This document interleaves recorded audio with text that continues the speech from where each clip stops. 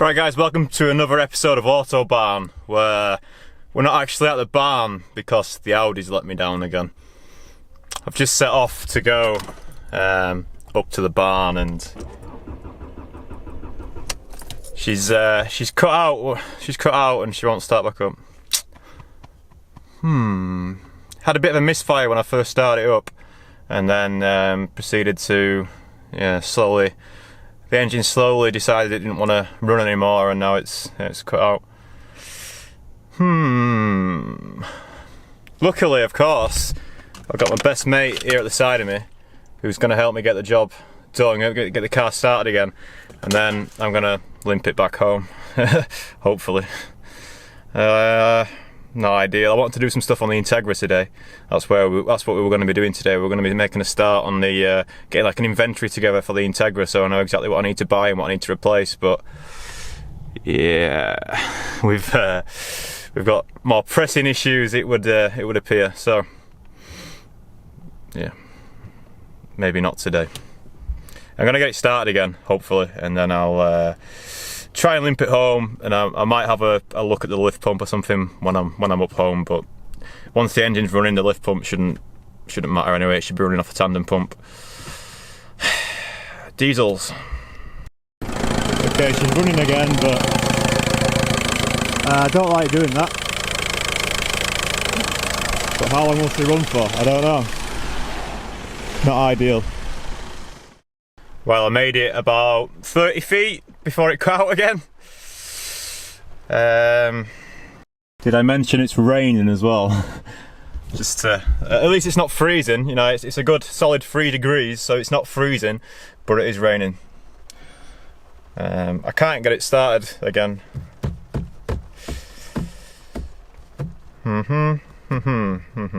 Okay. I will continue to try and get the car started. Yep. Some week off work this, innit?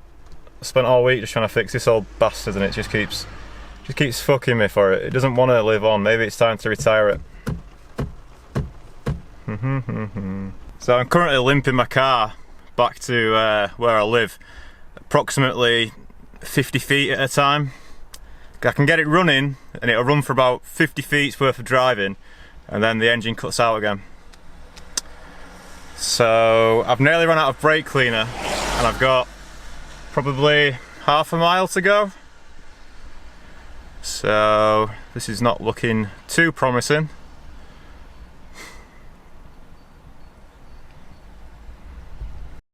Right, I just made it back, and that was probably one of the most stressful things I've done for a long time. Having to limp the car out. I've got like a milliliter of brake cleaner left because I had no other way of starting it than that, but the car's back-ish. What the fuck's going on? I'm gonna pull the lift pump out, I think, and just have a look out of curiosity, because it's one thing that I've not done yet. I think there's bigger things going on, to be honest, but obviously something not right with the fuel somewhere, is there? Maybe it's that fuel pump that I just rebuilt. Not good. Right, I want you to have a think where the fuel pump is that's in the tank on the Audi is. Where do you think you'd go to get to it? Just think of any normal car. Where would you go to get to the fuel pump that's in the tank? Where would you go? Under the back seats, right? Yeah, there's these two kind of triangle more wankle things on this car. Look, more wankle things. Two triangle things on the back seats under the rear bench. So it's going to be under here, right? Well, it's not under that one. What about that one? And nope, not in that one either. So it's actually under some trim up here and behind there somewhere, which I'm now going to try and find.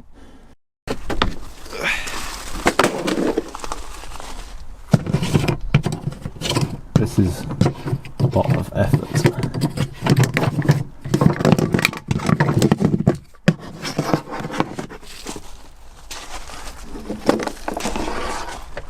And I'm guessing it's under this trim here.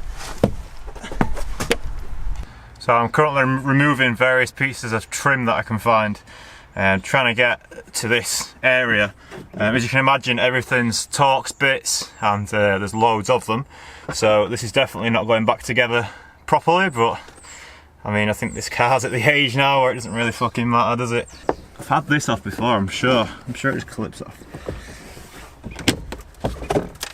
Bose door.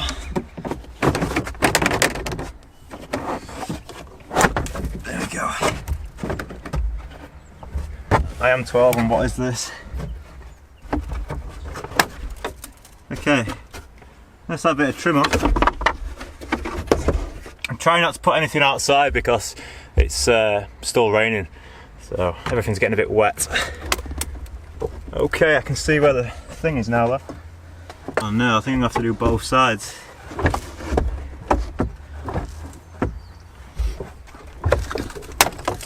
No, maybe not. Oh, it's snapped. Okay.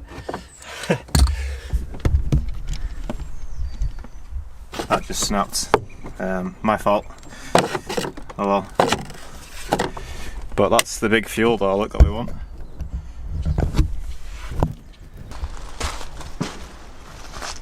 This is not the official Audi way of doing things, but this is the way I'm going to do it. I can get in there now, so I'm going to go from the other side probably. I don't really know what I'm expecting to find, I just hope I find something, please. Right, so under this door we have a fuel pump at last. This is horrible.